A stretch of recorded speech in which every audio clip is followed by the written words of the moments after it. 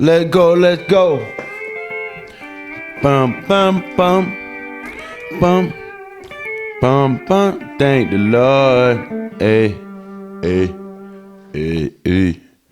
What's up, you damn jarheads? Episode 35, In the Jar, here with your boy, Dupe, your favorite dumbass, the wealth tactician, whatever you want to call it. And we got a week one recap coming to you live here from the NFL. A little bit of week two college football, and it was a hell of a week.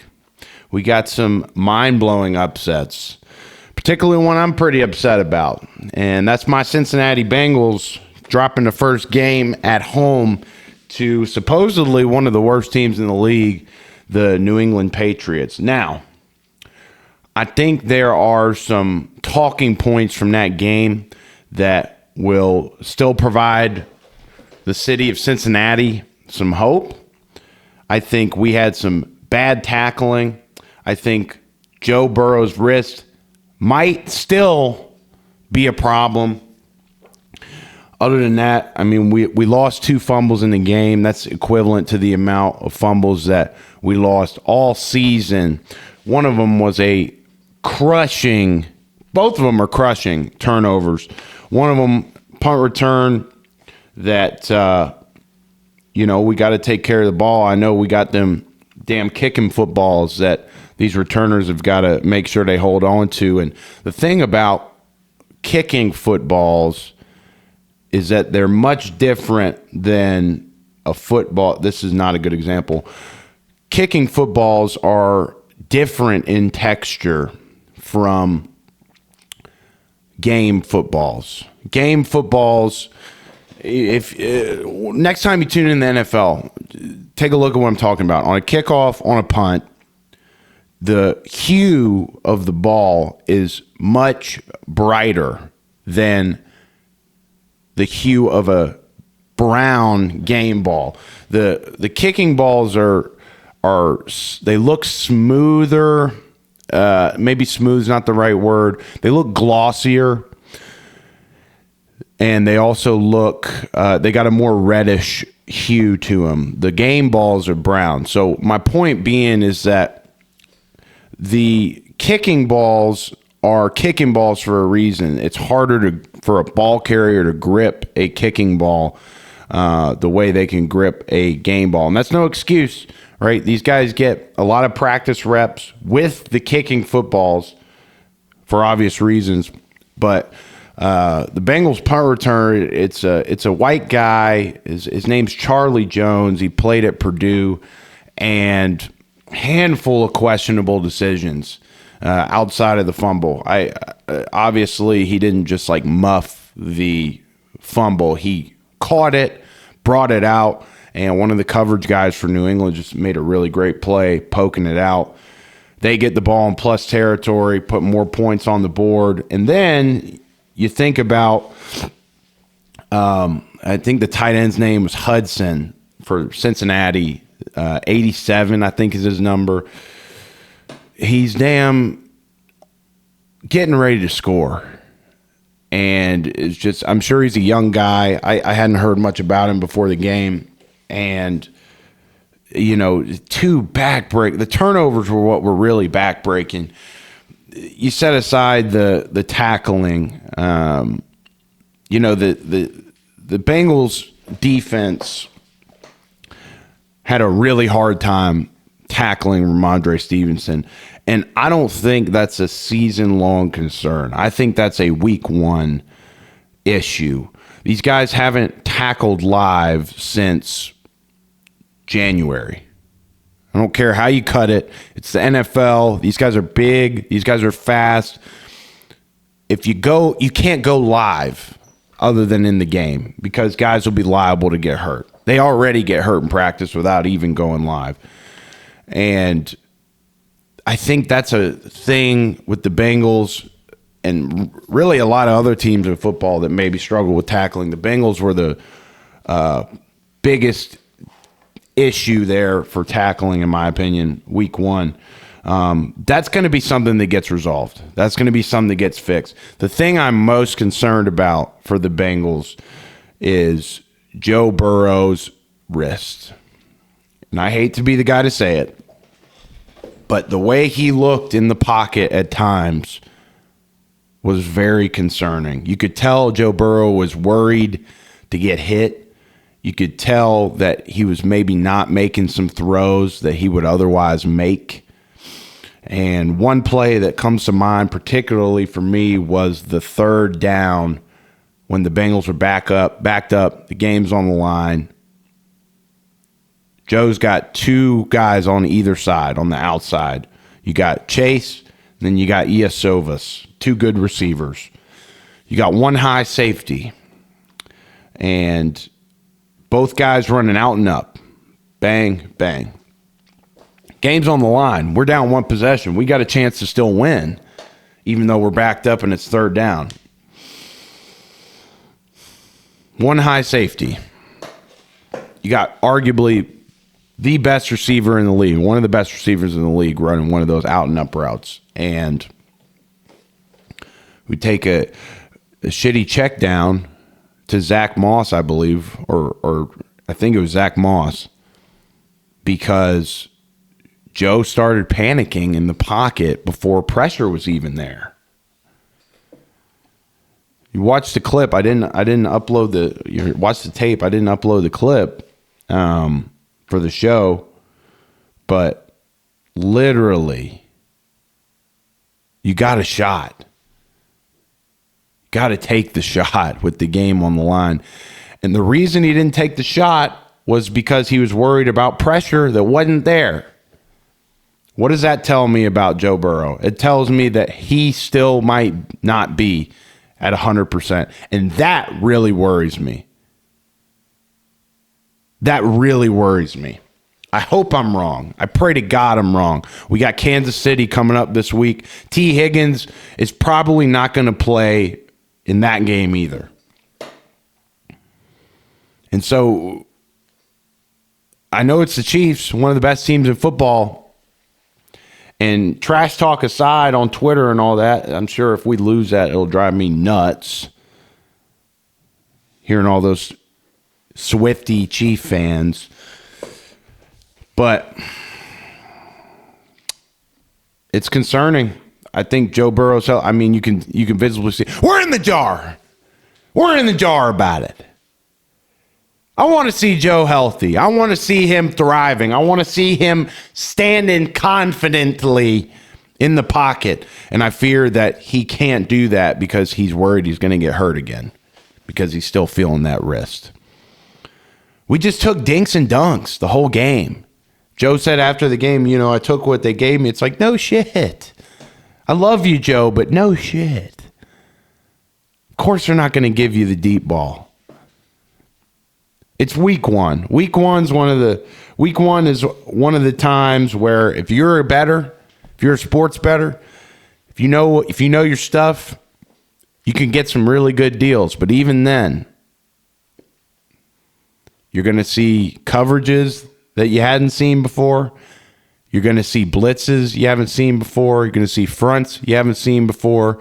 You're going to see offensive play schemes in the air that you haven't seen before, different route concepts that you haven't seen before. You're going to see different run concepts that you haven't seen before. Not to mention that every year there's new coaches, there's new defensive coordinators, there's new offensive coordinators, rosters continually turning over with new draft picks, guys that get cut, guys that get picked up in free agency. And so week one of the NFL is always going to be the most unpredictable week of the season. You can cut that either way when you're betting on these things. Because if you know your stuff and you can kind of see what teams are a bit overhyped, what teams maybe have not enough hype, you can find some good deals. But if you buy into the hype, if you eat the cheese, so to say, if you take the rat poison, we used to have that saying in college, man. It said, don't take the cheese, meaning don't be a rat going and trying to take the cheese out of the rat trap. You know what I'm saying? Don't listen to the media noise, the legacy fake news media. You know what I mean? Don't buy into the noise. Don't take the cheese. And as a better week one, I tried not to take the cheese. We did all right.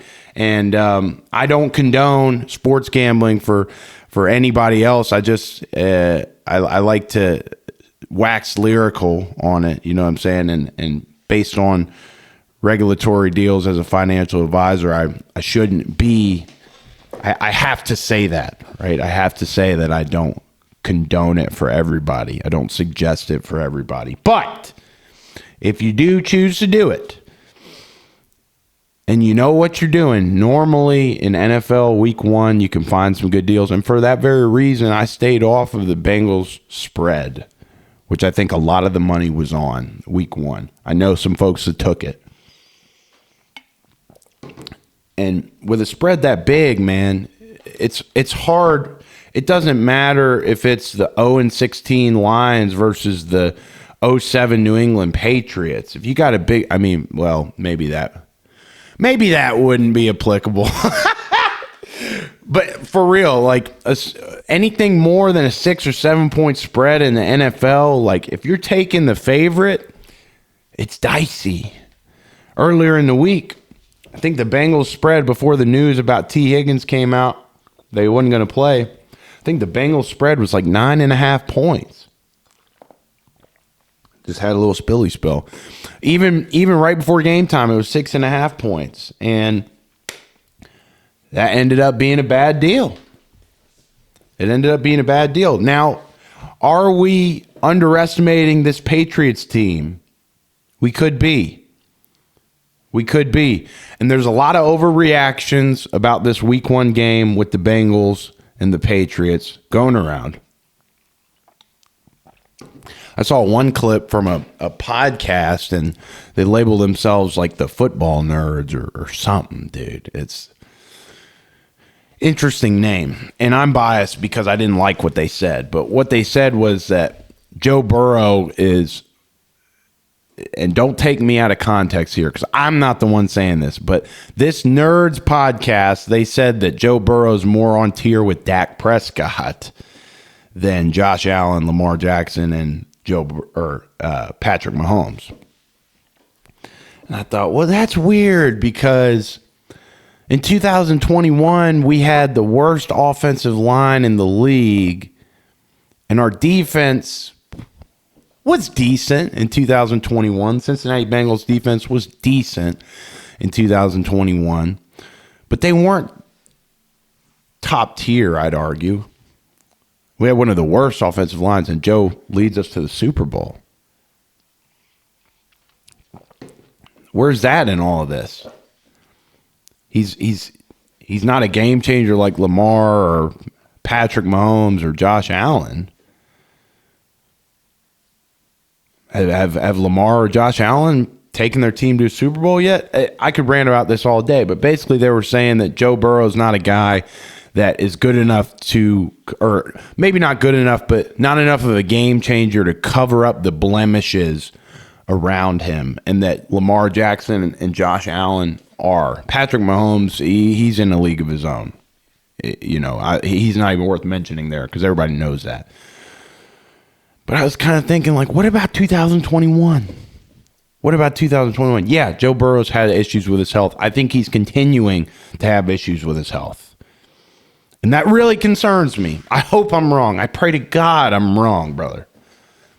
That it was just a week one fluky game, and Joe hasn't really been in the mix for some time as a starter since being hurt. I hope to God that lack of pocket presence for him on that third down play late in the game, the Bengals' last offensive snap, was just him trying to come back to that state of standing in the pocket confidently. But something tells me Joe Burrow might still be hurt, and I hate to be the guy that says that. Something tells me the season will reveal what the truth is. That's why we play the games. But I think we're underestimating this New England team. Obviously, this is coming from a biased perspective as a Bengals fan. So If you don't want to hear these takes, fast forward to another game recap here on this episode. But Jacoby Brissett mentioned after the game that he cried 3 different times leading up to the game. Once driving to the game, once before the game, and then again at some point he cried. And they were tears of joy. I would imagine gratitude that he's this deep into his career. Jacoby Brissett is this deep into his career, and he's still getting the chance to lead a football team. He's still getting the chance to be a starting quarterback in the NFL. He's a hell of a guy. Jacoby Brissett would always come. So when I was with the Colts, Jacoby was our quarterback. I talked about this a couple of weeks ago. When I was with the Colts, Jacoby was our quarterback because Andrew Luck very abruptly retired. And so we were left scrambling as an organization because nobody planned for Andrew Luck to retire. And Jacoby Brissett stepped in. We went 7-9 that year, but we had a huge Sunday night win against the Chiefs. We showed flashes. We had one of the best offensive lines in the league, the Indianapolis Colts did in 2019. And we had our own little room that the entry-level salespeople, the sales team that I was a part of, we had our own little room. And Jacoby would make a point as the starting quarterback of the Colts to go hang out with us, some entry-level sales kids right out of college, and ask us how we were doing, ask us how we were selling, ask us what people were doing on the phone, what we're saying on the phone. And so Jacoby Brissett is a hell of a leader, is my point here. He's a leader. He didn't have to come in and hang out with us. He had bigger fish to fry. And what that story about him breaking down into tears multiple times throughout the course of game day tells me is that he's a grateful guy. And it's hard to go against a guy that's got gratitude on his side. It's hard to go against a team that everyone, well, I shouldn't say that. It's hard to estimate the power of a team like that that's being slept on. I've said some things about Jerod Mayo in the past, but when you look at the facts, Jerod Mayo is a guy that was a part of a lot of winning football teams. He was a New England Patriot. And we've seen in the last couple of years player coaches, particularly coaches that played for the team they're now coaching, have a ton of success. DeMeco Ryans with the Houston Texans, Dan Campbell with the Detroit Lions. There might be one that I'm leaving out. Oh, well, Antonio Pierce was a player coach, but I don't think he played for the Raiders. But Dan Campbell, DeMeco Ryans, 2 embodiments of player coaches that have had success with their former organization. Who's to say Jerod Mayo doesn't make some noise? And that might be my week 1 overreaction. I mentioned that Nerds podcast kind of overreacting to Joe Burrow's performance. That was their week 1 reaction. My week 1 reaction as a overreaction as a Bengals fan is to say that the New England Patriots might not be as bad as you think they are. I hope that doesn't end up on freezing cold takes one day. But so here we go. This is how the Bengals have done in weeks 1 to 2 under Joe Burrow's tenure. 1-8. 1 win, 8 losses. 13 touchdowns, 11 turnovers, 79.6 passer rating. Pretty abysmal. Pretty abysmal. So I don't know if it's the way they're approaching camp. I don't know if Zach Taylor's got a problem getting these guys in playing shape early in camp leading up to the early season. I don't know. But there's got to be some type of residual factor that plays into this. It could be mental. We've had high expectations. The Bengals have had high expectations for the past 2 or 3 years, ever since the Super Bowl run to open the season. It could be high expectations, and I really hope it's not that. I'd rather it be that we're not conditioning these guys in camp the right way and that they just come out a little sloggy. You know what I'm saying? If it's a mental issue with pressure, that's a bigger problem.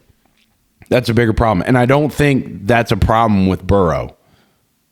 I don't. He's kind of Joe Burrow's become the face of mental fortitude, stoicism, confidence in quarterbacks in the NFL. I would argue. Again, my opinion's very biased. Growing up 90 miles south of Cincinnati. So I don't think that it's a mental ineptitude on the Bengals' part to not be able to live up to expectations early in the season. At least that's my hope.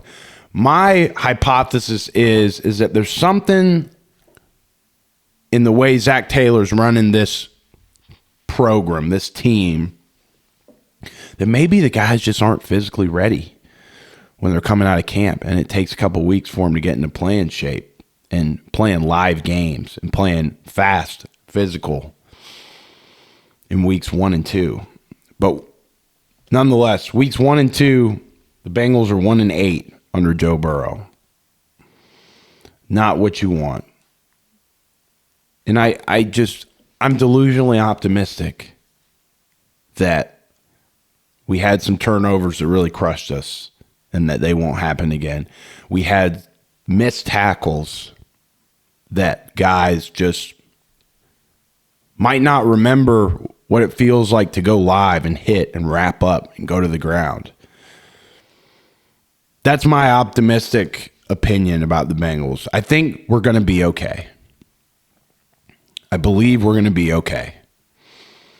But if Joe's actually still hurt, we might not be okay. We'll see. On to the next.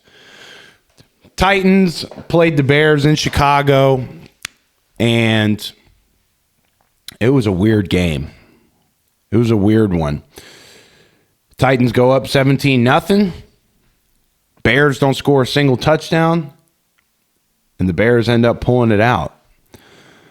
This one guy tweeted, the Titans not covering 4.5 after leading 17-0 and not allowing an offensive touchdown to a Bears team that finished with under 150 total yards needs to be studied in a lab. The Bears made a blocked punt that they brought back for a touchdown. There's a bad pick six by Will Levis that you can see here on the screen. Went down to his knees. He was rolling left, and he was under pressure, and he was just trying to be a hero and flip it out with his left hand, and it was just a brutal pick six, among other things. There's a funny little game recap clip that might be next, might be the one after this, that kind of sums up this game. I had the Titans money line. I thought that it was a really good deal. And when the Titans were up 17-0, I was sitting there thinking, we cracked the week 1 code, baby. You know what I'm saying? And then stuff happens. Let's see what we got. Here's the blocked punt. Stonehouse with pressure, a block. It's scooped up by the Bears. Back the other way. Jonathan Owens, touchdown Chicago. And that's just the kind of stuff that will happen in week 1. Even on punt return, the Bears probably had a look that they didn't show all of preseason. And Matt Eberflus before the game was probably like, you know what? We're going to try this 8-man up punt block look and see if we can get one.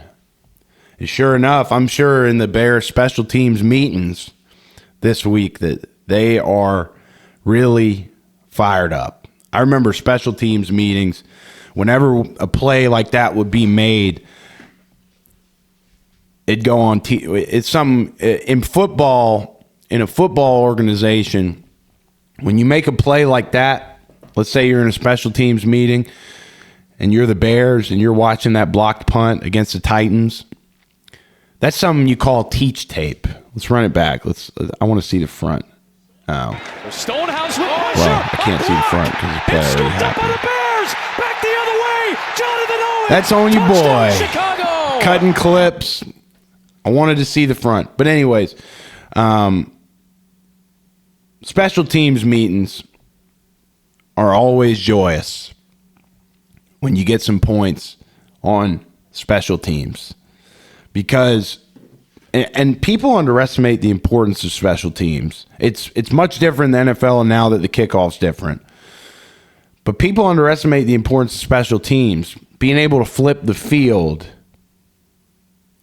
is something that's not always reflected on the scoreboard directly, but it's always reflected on the scoreboard indirectly. And so in this case, this is a severe case because the Bears got points on special teams. It doesn't happen very often at all. But that happened with the Bengals. I wholeheartedly believe, offensive performance aside with the Bengals, I'm fixated on this game, as you can tell. The Patriots were just able to flip the field, whether it was with turnovers or special teams. I mean, the Bengals punt returner, Charlie Jones, fumble aside, had 2 returns that I saw that he fielded that were the 15-yard line or deeper. I'm being very, very generous with that. It might have been the 10-yard line that he fielded that he could have just let the ball roll out of the back of the end zone. In my opinion, backspin aside, could have been backspin on the ball. I don't know. Man, as a punt returner, I don't know.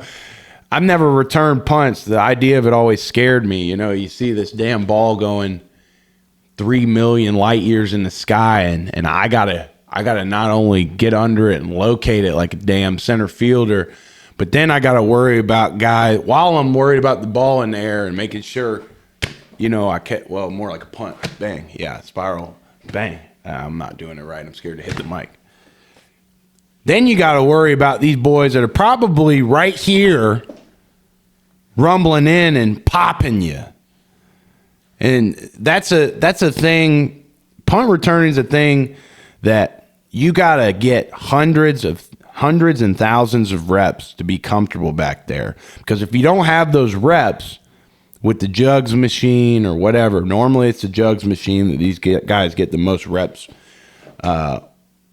catching, fielding punts. But if you don't have those reps, you got to have some damn mental fortitude because you're worried about 2 things. Number 1, I got to take care of the ball. Number 2, I don't want my clock to get cleaned. And sometimes when your clock gets cleaned, it's a double whammy and you lose the ball. So back to the Titans and Bears. Returning wasn't even a factor here because it got freaking blocked. And I think the reason it got blocked is because the Bears showed a front that the Titans hadn't seen on any preseason film. And that's the thing about week 1. That's the unpredictable thing about week 1. You probably see 1 or 2 of those every week 1 of the season. It's not a factual statement. That's just an estimate of mine. But yeah, I had my head coach at Sanford used to always say, you never know what play is the turning point in the game until after the game. And after the game, if you're watching film, you know exactly what play turned the tide in hindsight. And for the Titans and Bears, that punt block return for a touchdown was that play. Here's a recap of the game. I love this. I've only got 1 dart. Throw it. Looking downfield. And I missed. Williams under pressure. Oh, great heavens! Run! Oh, shit!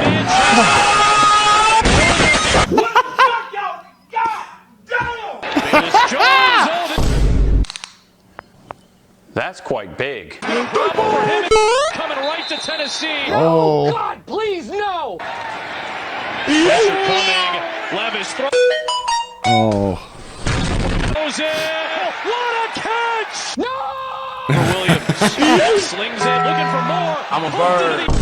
Oh, look, he's flying. Air. It is caught by. Oh my gosh. He lost the ball, and then it's recovered by Chicago. What is happening?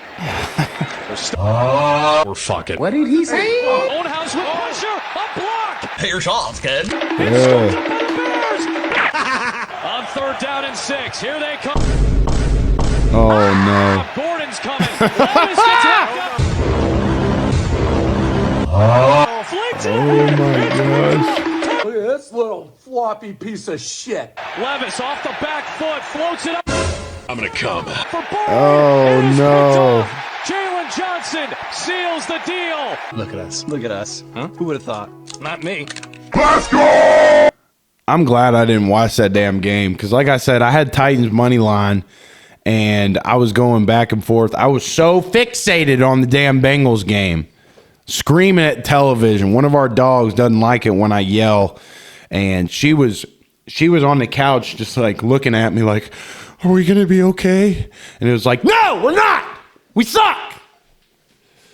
But you know, like I said, I think everyone's overreacting with the Bengals. And again, I'm very fixated on this game. I'm still fixated on it because it hurt so badly. But long story short, I was so fixated on the Bengals game, I didn't watch this damn Titans-Bears game as much, at least during the slot. And I would have been banging my head against the wall knowing I had the damn money line and the Titans blow a 17-point lead. We'll see. We'll see about the Titans. I think they have some promising talent.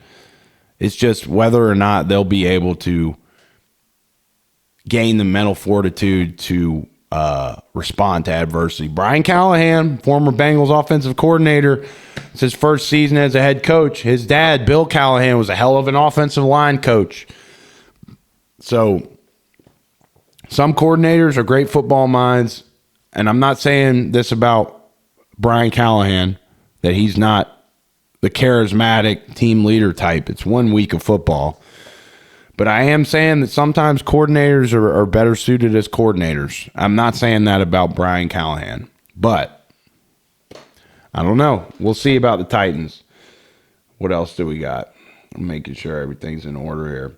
Okay. Colts lost 29-27, I believe, to the Houston Texans. Division game to open the year. Not many division games across the week 1 slate. But Colts were at home, and the Texans just played the way they were supposed to play. This is another game that I didn't see a ton of.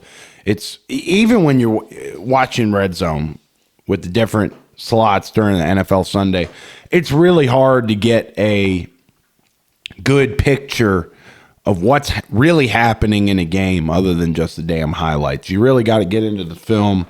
And one play that will go on Teach Tape for the Colts offense. I don't even know if you could put this on Teach Tape. It was just a hell of an athletic play by Anthony Richardson. We got multiple angles here because it was arguably one of the best throws of the week. Trevor Lawrence had himself a hell of a throw to that rookie out of LSU in the back left corner of the end zone. But Anthony Richardson made arguably the best throw of the week here. Here it is. I've only got one dart. Throw it. Looking downfield. And I missed. Insane. Williams under pressure. Oh, great heavens! Run! Oh, shit! Insane. What the fuck, y'all? God damn! Bayless Jones. Colts, I mean, look, man, former employer. I always want to see Indy do well. Colts might have something if they can string that together. And, I mean, the Texans are a great team, and you only lose by 2 points. It seemed like the Texans controlled the majority of the game. Joe Mixon had himself a day. I think he had about 150-plus yards rushing against Indy. So you got a special player in Mixon. I wish every day that Cincinnati found a way to keep him because I think the run game is going to be a glaring hole. Ironically, the only touchdown the Bengals scored on Sunday was on the ground. But here's another angle of Richardson's throw that kind of highlights the way he slipped, how bad this play could have gone, and how good it ended up being. Here it is. Just watch his Slipped right bad. foot. It just slides right there. Recovered. And then essentially hip square to the line of scrimmage. He launches this ball, Jason. I mean, that's just an athletic play. And the Bengals were trying to chirp Anthony Richardson when they were having joint practices with the Colts, saying he didn't know who he was throwing to. He wouldn't throw it. He was running around. It's like, dude, this guy, Anthony Richardson, this guy's a damn athlete. This guy's a special athlete. And there were headlines coming out leading up to the game that Anthony Richardson had only started 17 games since high school. They're saying they drafted this guy blindly. And I understand why they did it. I'm biased because the Colts, again, are a former employer. But I understand why Chris Ballard went and got him high in the draft out of the University of Florida. This kid is 6'5", 230, 240. He's got the body of a tight end. He's got the arm of damn Thanos, dude. And you see how he was able to make plays, make a play. I haven't watched much film yet. And so I didn't get the gist of the Colts game, but it seemed like with Mixon on the ground, the Texans were able to just control that ball game. And that's the way it is when you're able to get consistent 4 to 6 to 10 yard runs on the ground. You're going to control the game, and as long as your defense comes through, more often than not, you're going to win. Steelers played the Falcons. Your boy had the Steelers money line, so that felt good to get a dub. Cordero Patterson had rest in peace Rich Homie Quan on his cleats. Respect to that. Rest in peace to someone who made the soundtrack for a lot of my high school years. A couple of the years where I was really starting to find my groove playing football as a young man, junior and senior in high school. Rich Homie Quan was on the speakers leading up to a lot of our games in high school. That call drop and make you feel some type of way. I know, but I don't know the words, man. My been hustling, trying to make him son. Ain't no telling he'll do for the pay. Ain't no telling. Souffle, I'm straight. I say my play, shawty play. I'm a smooth operator. I drop top of my whip, partner. That chord man drop and make you feel some type of way. I know he do. I got spit on my chin. Damn. I don't think I did. I was just paranoid about it. Them chord drop and make you feel some type of way. They still don't know exactly what happened with Rich Homie Quan. They said his boy saw him on the floor at 3 a.m. with food in his mouth. So who knows if he choked or if he OD'd, but his girl and his buddy just kind of thought he was sleeping on the floor, sleeping on the couch. It's really tragic, man. He died at 33 in Atlanta. And Cordero Patterson, I like to call him Cordarrelle Peterson, one of the great jackknives in the NFL, had rest in peace Rich Homie Quan on his cleats. And you used to not be able to do this, to my knowledge. You used to not be able to wear custom cleats in the game. A lot of guys would wear them in the pregame warm-ups and then change the cleats going into the game. But I don't think you get fined anymore. And if you do, these guys just eat it. You know, it's clear that NFL players like to live their life and they have the means to eat some fines. You know what I'm saying? So I don't want to spread misinfo here. I'm pretty sure you can wear these in the game, custom cleats, without getting fined. But nonetheless, there's a picture of him running the ball. Pittsburgh wins 18-10. They're the second team in week one. The Bears did it and the Steelers did it. They win without getting in the end zone. Chris Boswell, the kicker for the Pittsburgh Steelers, nailed 6 field goals, putting my math skills to the test. 18 points, 6 field goals. I think he nailed one from 57. Nailed one from 55, nailed one from 51, 44, and then there's probably 2 more that I'm leaving out. But nonetheless, brother, the Steelers' defensive line absolutely barbecued the Atlanta Falcons front five. I mean, every single rep, I watched this game closely. Every single rep, Kirk Cousins was getting touched. Every single rep. It was like the Steelers' defensive line was playing against the Atlanta Falcons offensive line on rookie mode in damn Madden. It was just insane. TJ Watt recovers a fumble, I believe, to ice the game. He got back there, or maybe he got a sack, maybe he recovered a fumble. I can't remember in this very particular moment, but they were all making plays. They were all getting back there. They were all touching Kirk Cousins, and Kirk Cousins continues to live in the nightmare of being an NFL quarterback that is constantly getting hit. I can't imagine how Kirk Cousins' body has felt over the last 4 to 6 years, getting hit all the time, man, getting battered, getting bruised. And props to him because he continues to show up. He continues to produce and get the ball out. I don't know many other quarterbacks that would have that kind of mental fortitude to know that they are getting hit every time they drop back and still do something. But this Steelers defensive line is going to be a big problem, a big problem in the AFC North. They're first in the division right now because they're the only team that won this week. And I don't even need to really speak on the Browns and the Cowboys, man. That was a sloppy performance. Deshaun Watson didn't complete a single ball that was longer than 15 yards in that game. I think he completed 24 and didn't have, I don't think he had, I don't remember a stat line. It was anywhere from 150 to 200 they had, which for 24 completions isn't ideal. Deshaun Watson might be different. I don't know if it's the expectations from the historic contract. I mean, we used to have guys, I remember in college, if a scholarship guy wasn't performing up to par in practice, let's say a scholarship guy messed up in practice, I'd remember coaches bum rushing him and saying, "You're stealing money!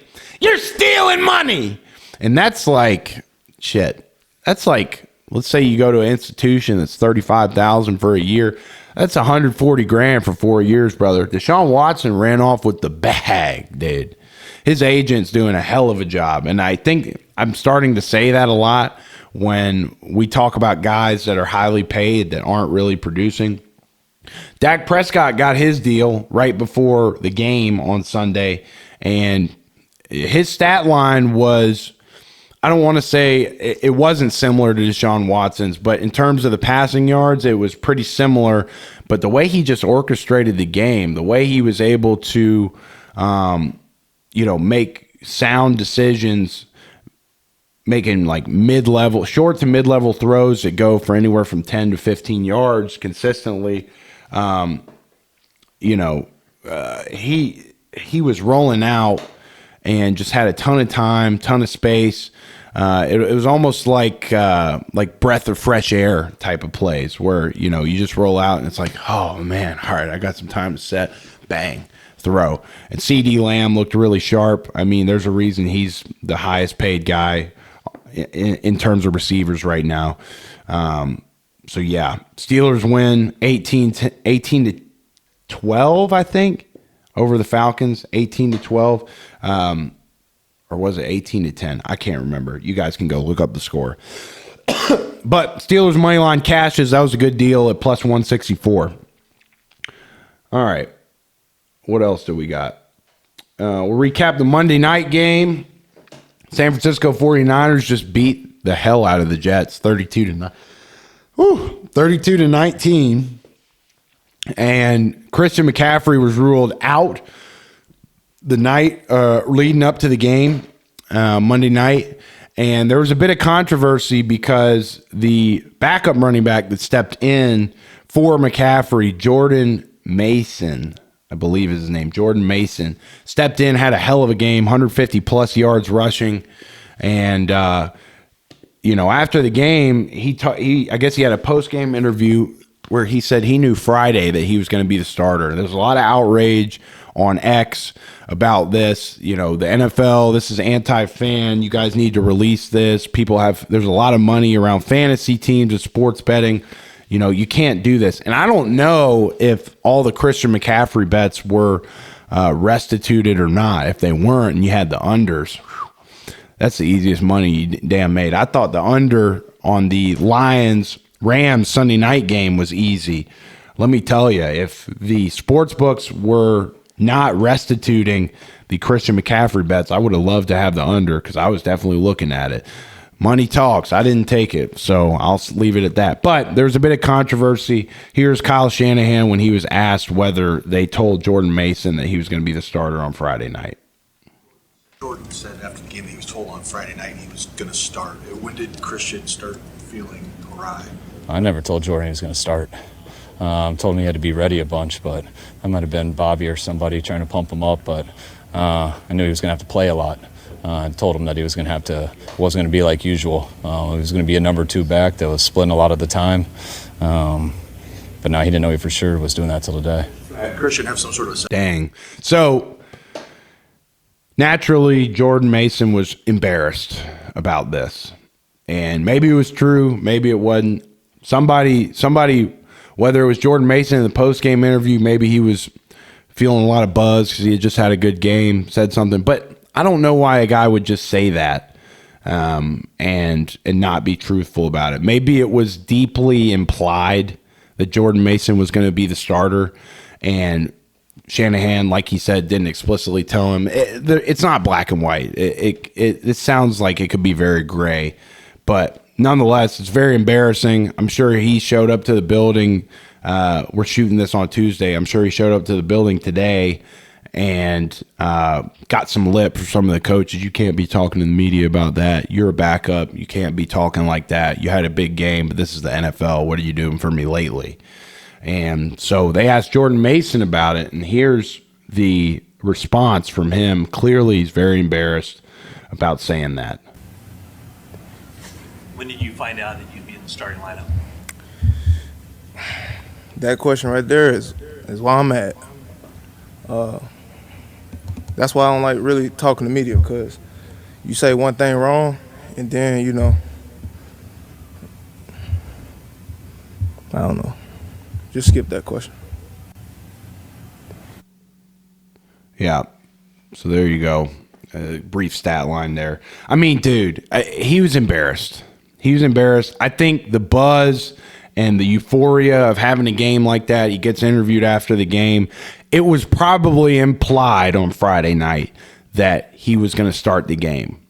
And he probably just had a moment where he slipped up. You heard him say, you say something, one thing wrong. He probably just slipped up and said something that wasn't, wholly true. I'm sure it was implied. I don't think he was lying.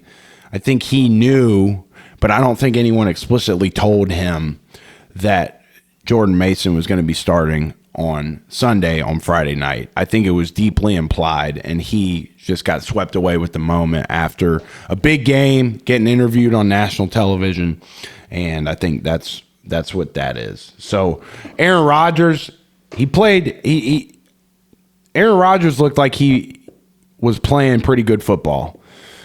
The 49ers just really controlled the football again. When you have a guy that is running for 150 plus yards, you're going to be able to control the football. You're going to be able to keep the ball away from the other team. And I think that's exactly what happened. Aaron Rodgers, 13 for 21, 167, 1-1. And I think that one pick was a ball that just got batted up and ricocheted into the hands of a 49ers defensive guy. But Aaron Rodgers looks like he's back. He's playing good football. We're very pro Aaron Rodgers on this show for a lot of reasons. But Aaron Rodgers held his own, played decent. I think there's a lot of hope for the Jets. I think there's more hope for the Jets than based on the Week 1 performance than there is for the Bengals. Because at least your quarterback is in the form that he can be in.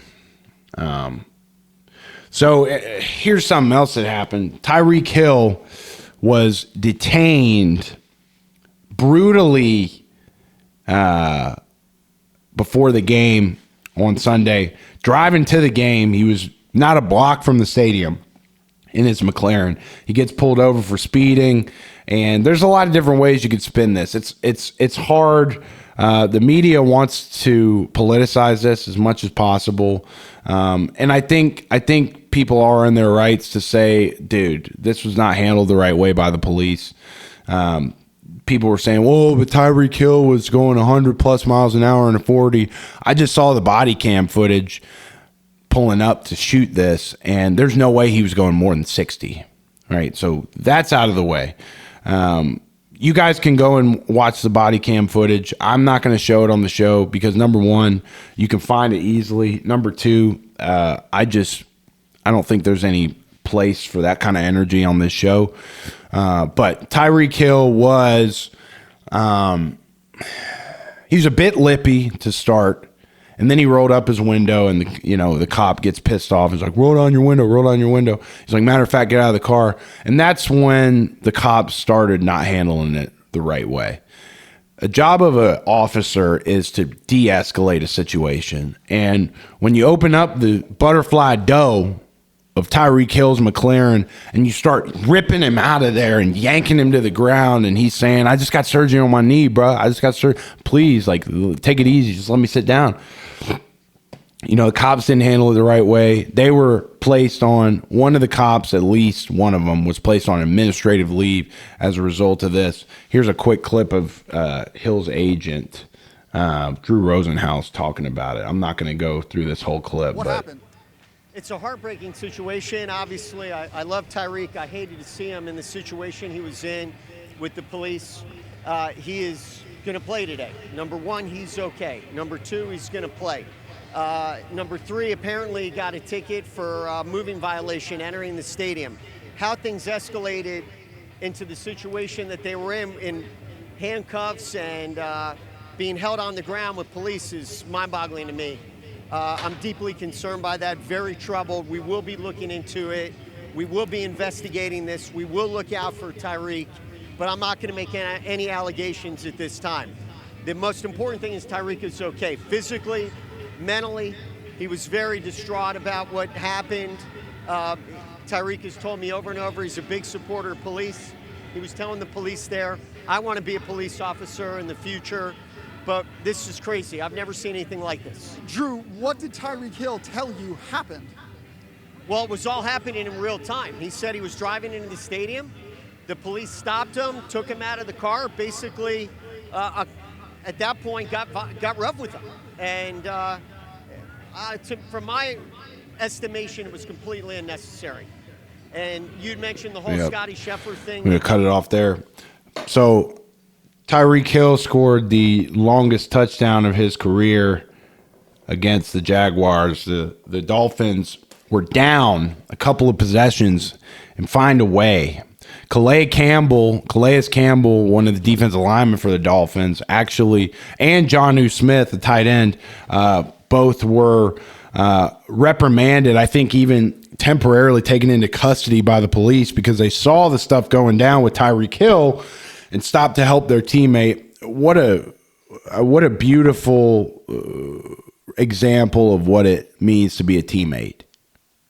Calais Campbell, Jonnu Smith, seeing Tyreek Hill in duress on account of the police and stopping, and not just stopping and saying, like, what's going on? All right, I'm going to go to the game. No, like the police had to deal with them too. It was really ridiculous. Mike McDaniel, the head coach of the Dolphins, commented on this, and he said that he was very, what's the word? Mike McDaniel basically said the same thing I did, where it's like, we got a strong team. We got guys that are willing to fight for each other. And Tyreek said this, man, I don't know if he wasn't Tyreek Hill, that it wouldn't have gone worse.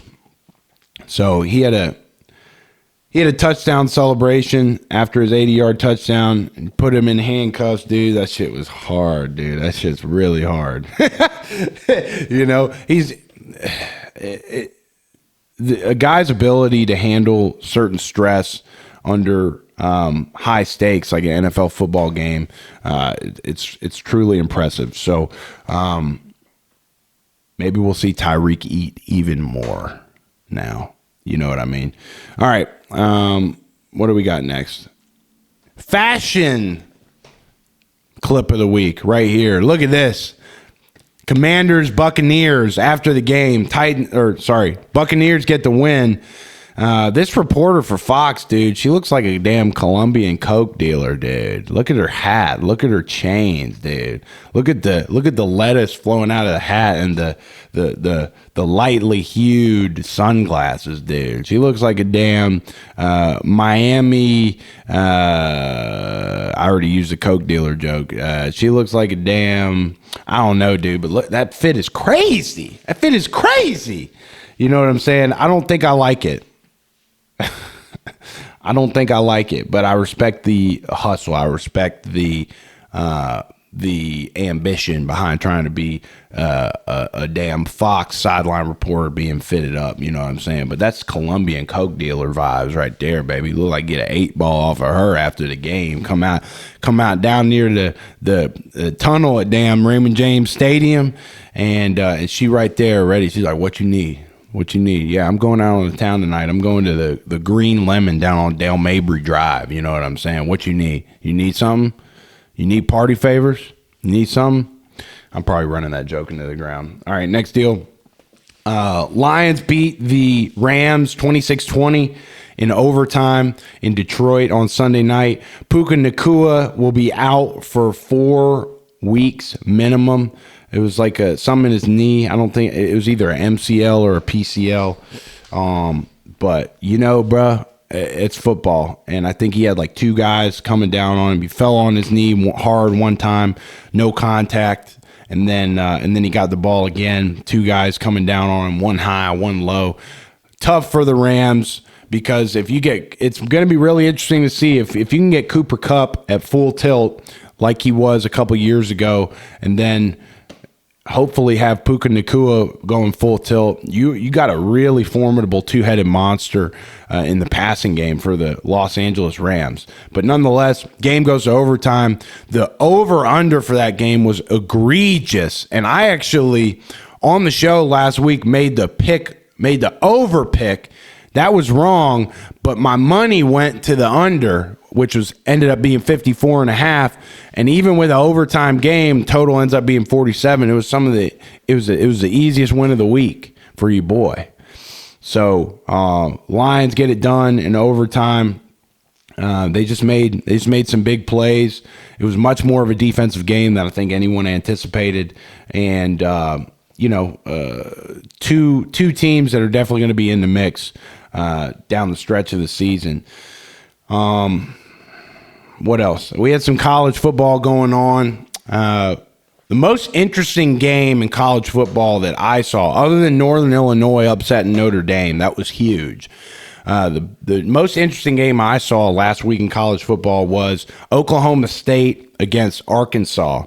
Now, that game went into 2 overtimes, I believe. It was in Stillwater, Oklahoma. Arkansas, I think, is an underrated team based on their upside. They had a receiver, number 2, that was making a lot of plays. They got that quarterback. His last name's Green. First name starts with a T. And the kid showed a lot of promise. He just made a lot of stupid plays, dropping snaps. Seemed like he was kind of out of it at times mentally. As a lot of these young kids playing in college football, males don't mentally develop until age 25. So give them a little bit of grace. But my boy was dropping snaps, and then you turn around and make a huge play. Really frustrating game for Arkansas Razorbacks fans because they had so many opportunities to win it. Oklahoma State had a damn 40-yard field goal when the game was tied as the clock was expiring, and they miss it. They miss another field goal, I believe, in overtime. Arkansas had a ton of chances to win that game. Kentucky, my hometown Cats, got absolutely dominated by South Carolina. That freshman defensive end, Dylan Stewart, we talked about him on the show, wreaked absolute havoc. I think there was a play at one point where Kentucky was pinned back in their own end zone. South Carolina rushed 3 guys, and all 3 of them ended up getting back there. Brock Vandegrift ends up getting benched. What's that? What's the UK backup? Wimsatt is the UK okay backup quarterback.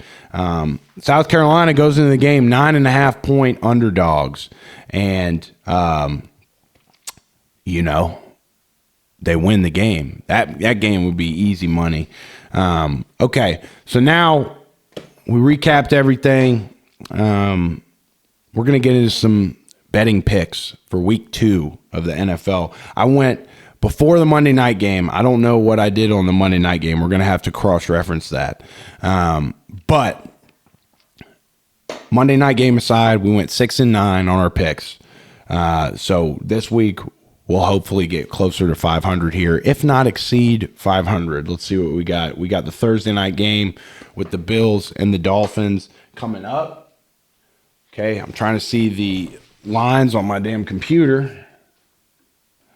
All right. So this is not financial advice. Do your own research. I don't necessarily condone sports gambling for everybody.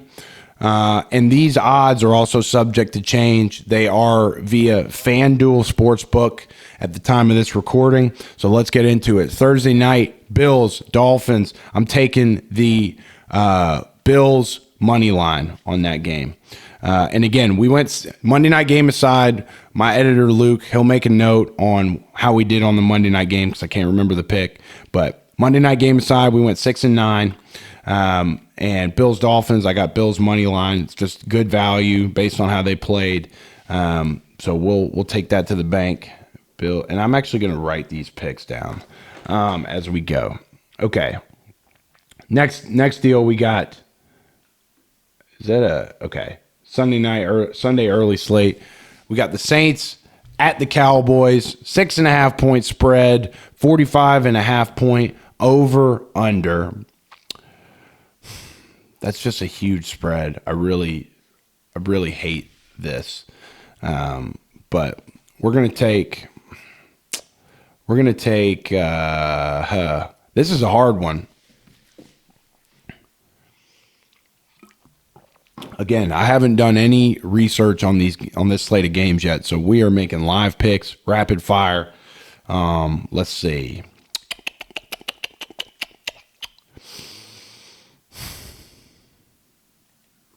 Give me the over. Over 45.5. Over 45.5. Okay, next one. Buccaneers at Detroit Lions. I'll say this. The Saints played really well. It was a bad team in the Carolina Panthers. I can't believe the NFL is exposing Germany to such bad football. We got Giants and Panthers in Germany. We'll see if that's coming up this week as we go down the list. But the Saints, they didn't play bad. The Cowboys, they played great. That 6.5-point spread is just too big, and the Cowboys definitely could come out and eat. But the Saints also could defy the bookmakers' expectation of that. So we're going to stay off the spread, just stay off the money line. It's not good enough money line value for the Cowboys to take that. So we're going to go with the over. Life's too short to take the under unless the under is the right pick. All right, Bucks at Lions. Bucks come in as 7-point underdogs. Over-under is 50.5. I like the Buccaneers to cover that. I think they played too well against the Commanders to justify being such a big underdog. Obviously, the Lions did what they had to do against the Rams. But again, we mentioned it earlier, 7-point spread in the NFL is huge, and the quality of play is too even across the board most of the time to justify a spread that big. So let's go with Bucks plus 7. All right. Browns and Jaguars. Browns come in as 3.5-point underdogs. Over-under is 41.5. And it's hard to justify taking the Browns at any juncture right now with the way Deshaun Watson played. And obviously that's reflected in the spread. Jags played great, even though they ended up blowing it late. They did play good football. They should have won that game against Miami if they had kind of kept it going down the stretch. Let's go 41.5. Over under. Let's go. Damn. A lot of these are stumpers, man. A lot of these are stumpers. Give me. Damn, I'm stumped.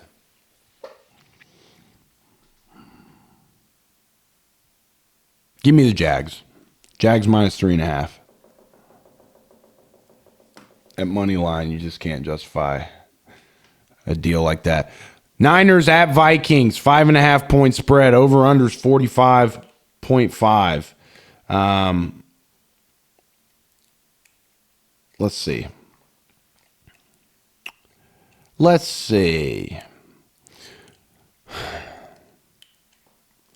I mean, the Vikings, they played the bona fide worst team in football in the New York Giants. Over-unders at 45.5. Give me the under.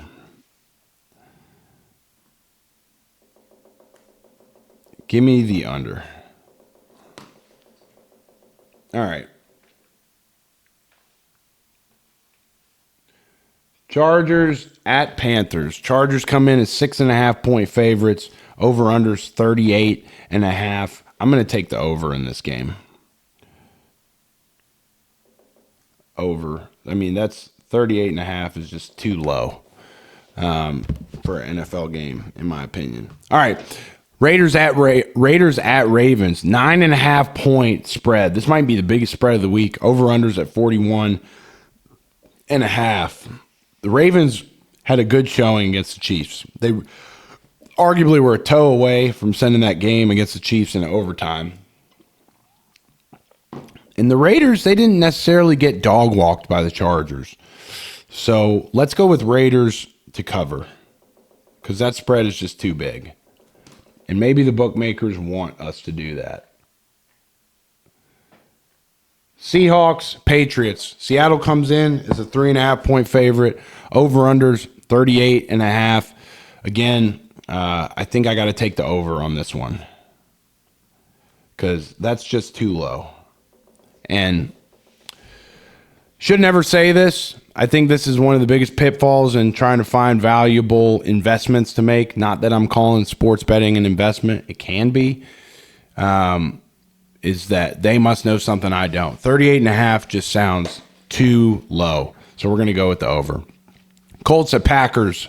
Lambeau Field. Colts come in as 3.5 point favorites off the Jordan Love injury. We saw Jordan Love get hurt on the last play against the Eagles, and he's probably going to be out for a couple of weeks. So it's going to be Malik Willis at the helm, I would imagine, for the Green Bay Packers. Colts played good. We talked about that. Colts played good. I think that the Colts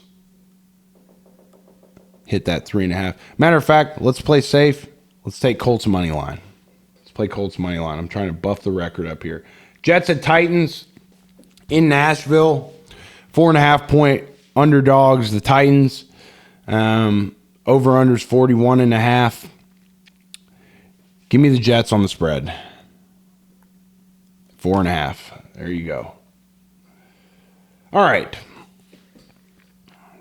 We got Giants at Commanders. So that Germany game is not happening this week. 2.5 point spread. Give me the Commanders on the spread. That's a no-brainer. The Giants are the worst team in football. Okay. Rams at Cardinals. Cardinals come out as a 1.5 point favorite at home. Puka Nacua out. Give me the Rams to cover that. Cardinals showed good. Cardinals showed they had a good showing against the Bills, but I just think that spread's a little inflated. And obviously Vegas gives the home team 3 points, so really it should be the Rams that are the favorite on paper here. It's just the fact that they're on the road, and this atmosphere at State Farm Stadium is not anything that'll disrupt Matthew Stafford. I'll just say that. So we're going to take the Rams plus 1.5. Bengals, Chiefs. This is one I'm very excited for. Hopefully I don't come out crushed again. Bengals are 5.5-point underdogs. Over-under is 48.5. This is always hard for me. Making picks with teams that I have a emotional investment in. But, man, it's really hard to call. Oh, man. Give me the Bengals to cover. Even with T. Higgins probably being out, we're going to make a fan pick. Steelers at Broncos. Steelers come out as 3-point favorites. Over-under is 36.5. Give me the over on that. Steelers over 36.5. That might be the lowest over-under of the week. We keep saying that. Bears at Texans. Bears come out as 6.5-point favorite, or Bears come out as 6.5-point dogs. Over-under is 46. Give me the under. 46.5. And week two is where a lot of people get hit hard. I hope our picks don't get hit hard here. This is just, we're going on the fly, under. And then the last game of the week, the Monday night game, Falcons at Eagles. Falcons come in at 6.5-point dogs. Over-under is 48.5. Again, this is tough. This is tough to call, my friends. But I'm going to take the Falcons to cover. Atlanta Falcons plus 6.5. And those are our picks for the week. And that brings us to the end of this show. End of the NFL Week 1. The beginning of the NFL Week 2 is upon us. College football Week 3. We hope you're liking the way we're doing these episodes. We're in season. So leave a comment, like, and most importantly, subscribe to the channel. Helps us out a lot. Helps us create the best possible shows we can create. And we'll see you next week on In the Jar. Appreciate y'all watching this long, and we'll see you.